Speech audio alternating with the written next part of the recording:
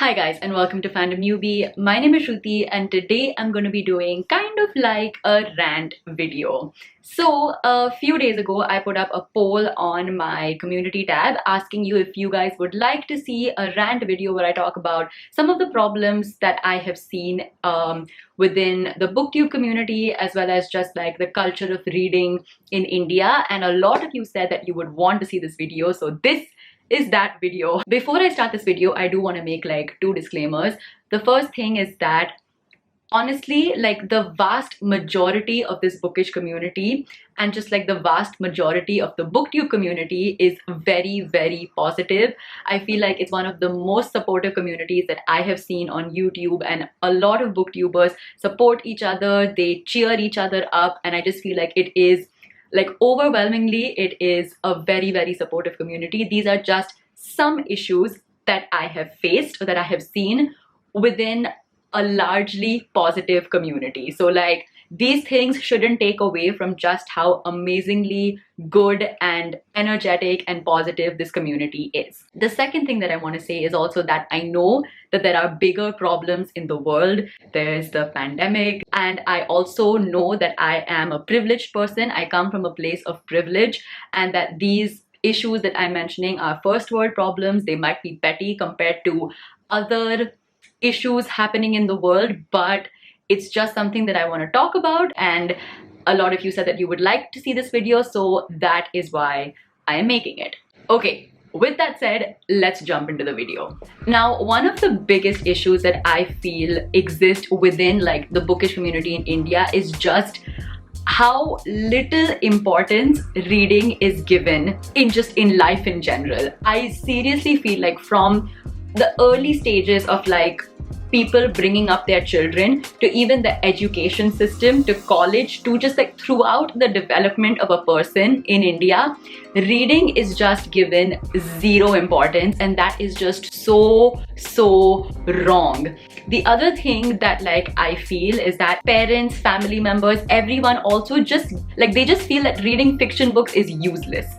Reading fiction books helps develop your vocabulary much better than non-fiction books. When you read fiction books, you also develop empathy, you also develop creative skills, you also develop your imagination. Reading fiction books also helps with like memory. There are a few studies which state that apart from vocabulary, just your language comprehension skills increase much more by reading fiction as compared to non-fiction. So like, if you tell me that reading fiction books is useless and that it doesn't add to your life in any way, then you are extremely ill-informed, and like I feel sad for you. I honestly urge every single parent who is watching my video right now, yes, definitely have boundaries to how much your child reads so that they don't like neglect their schoolwork or they don't neglect their chores or important things that they have to do. Yes, establish those boundaries, but don't stop them from reading books. Like I have actually had people comment on my videos, and I've seen people comment on other like booktubers videos in India saying that their parents forbid them from reading books, and it just baffles me. It just baffles me that parents do not understand the importance of reading and do not inculcate that habit within children. The next thing that I want to talk about, and this one just like really irks me, is just the whole elitist nature of Indian readers. I feel like Indian readers can be so judgmental. So it's like if you read a Chetan Bhagat book, you are judged. If you read fiction books which are like Twilight or fantasy or like some genre that is just like, you know, very much out there, like vampire, witches, all of that, you are judged. And I feel like there's always that like certain group of people who are like, unless you read like Tolstoy or like unless you read like Murakami, unless you read those books, you are not a reader. And I'm like, hold on. Hold on, who are you to judge what I read, and who are you to judge what makes a person a reader? And I just hate that judgment that so many Indian readers have. Like if you like to read Chetan Bhagat, that's absolutely fine. If you like to read Twilight, that's absolutely fine. If you like to read whatever book that you like to read that gives you happiness, that gives you joy, then that is absolutely fine, and nobody should make you feel less for the kind of books that you read. And I hate the amount of judgment that exists when you tell someone that you like a book that they consider less in their mind. Along the same lines of like the judgment, the other thing that I've noticed within like the bookish community in India is just how people just cannot stand a differing opinion. And I've seen this especially on Booktube, and I feel like things have improved. So like many years ago, I had done this entire rant video on Harry Potter and the Cursed Child, and that video is like my most hated video on YouTube. But like since then, I've done a few other videos of like popular books that I don't like, and I've done some of those kind of videos, and the comments haven't been as toxic and as hurtful as the Cursed Child video. So I feel like things are improving, but there are still those comments which are just absolutely annoying. So like the Cursed Child video, I literally got like not death threats, but like people said that I shouldn't be like allowed to live because I have a differing opinion on a book. There were also people who just verbally abused me and called me such horrendous things because I have a differing opinion on a book. So like while that isn't there anymore, at least I don't see a lot of that within like Booktube comments and whatever. There are still two types of comments that really like irk me, and one of them is that if you yourself haven't written a book, then how can you be critiquing someone else's book? And I'm just like, wait wait 1 minute, are you telling me that it is necessary to do a thing to be able to critique that thing? Like, do you not understand how the world of reviews works? And are you telling me that you have never watched a movie and have hated it and then have gone and told your friends that you hate that movie? Are you a movie director? I don't think so. Or are you telling me that you have never gone to a restaurant and eaten something and hated it and then gone home and told your family that you hated that restaurant because the food was bad? Are you a professional chef or a cook or a caterer? I don't think so. So if you can do all these things, if you can have opinions on like food and movies and like then tell people and give your opinion about the food and the movies without actually being like a director or a chef, then why can't I have an opinion of a book and say something that this book is not good without having written a book? Like, I don't understand this whole concept. I don't understand why I need to be a writer to be able to critique a book. I'm a reader, I'm a consumer, and I should be able to critique something if I do it respectfully. And then there is the other type of comment that really gets under my skin, and that is like, oh my god, you're so dumb. You didn't even understand the book and that's why you didn't like it. and I'm like, honey, I did understand the book. I just didn't like it. And that's fine. It's fine to have differing opinions on books, and it's fine to not agree on like our mutual liking for a certain book. It's fine to have that differing opinion, and you can still be a part of the same community, and you can still spread the love of reading, and you can still spread your passion for reading amazing books. So that's just a part of like just reading in general. But then we come to Booktube, and this is where my frustration just goes through the roof, because like if I have to sum up my frustration about Booktube in one sentence, it is that Booktube in India is the most under-recognized and the most unappreciated niche within the entire YouTube community. So I'll explain it to you in two things. One is the whole part of just like authors in general not giving booktubers the respect they deserve, and the second part is just the entire influencer industry, brands and like publishers not giving booktubers the respect that they kind of deserve, or just like not giving them the recognition that they deserve. So let's talk about authors first. The thing that I just don't understand about authors, it just really baffles me about authors, is how they still expect that booktubers, bookstagrammers, content creators will do book reviews for free. So let's just run through the entire process of making a book review video. The first thing is you actually have to read the book. The second thing is you have to actually craft the entire review, like a coherent, a nice review of the book.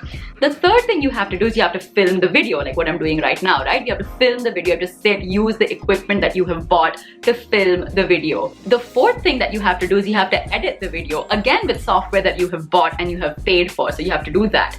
The fifth thing that you have to do is you have to upload the video. When you upload the video, again, you have to go through a whole bunch of things. You need to create a thumbnail, which requires another set of editing. You need to think of a catchy title, something that people will actually click on and like watch. You need to think of metadata, so your description, your tags, your hashtags, all of that. You have to think of all of that because like it also matters of how much your video is actually seen on YouTube, because everything matters and you want your video to be seen, right? You're a content creator. You want people to watch your video. So you have to look at all of that. There is a lot that goes on in creating one video, and are you telling me that all of this effort and energy that I'm going to put into actually making a video you should get for free? Like, are you kidding me? Are you actually kidding me that you still expect a content creator to create this piece of content for you and you do not pay anything in return for that particular piece of content? Like, it just baffles me that they still expect people to do things for free. And here's the thing, fine, you might expect people to do things for free for you, and then you can just be like, okay, I'm sorry, I don't have money to pay you right now, and you can just go your separate ways. But no, it doesn't end there. Some of these authors have the audacity to actually yell at you and demean you and call you shameless for charging money to review their book. And that is what like really upsets me, because it's like, you're not just saying that, okay, you know what, I don't have the money to charge for a book review right now, we're just gonna go our separate ways. And that's fine, that's absolutely fine. But you have the audacity to call someone shameless for asking for money for a service that they are providing you, for content that they are providing you, for something that they are doing to promote your book. And that is just like, I'm sorry, that makes no sense. That is just, you're not a decent human being.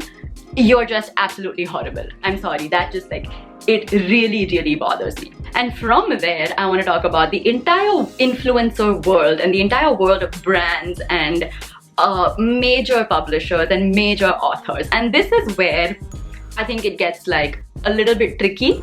So the thing is that, like I mentioned in the first part of my video, that reading itself is something that's not like super encouraged in India. And reading itself, like the reading community itself, is something that's very small and very niche. And because of that, the Booktube community is also very small and very niche. Like Booktubers have very small communities. So there will be like a Helly who has 500,000 subscribers and she's just living her best life doing amazing things. So you will have her. But apart from her and maybe a couple of others, the vast majority of Booktubers fall within the subscriber range of like 50 to 60,000 subscribers and below. That's your like major chunk of Booktubers in India. And the reason for this is because the bookish community is so small already in India. So now, from an influencer brand point of view, having 50,000 subscribers is not that big. You're considered like a micro